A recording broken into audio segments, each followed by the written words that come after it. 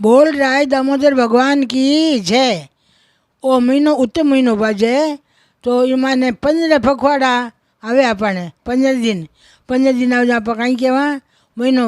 आधा महीना में तो आवे अमोस आधा महीना आवे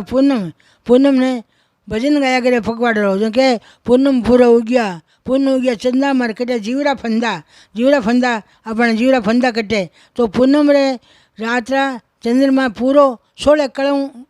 तपे तो आप ऊपर चीज मिलानी 16 कड़ा री अपन बा प्रकाश जावे तो वो आप अमृत बन जाए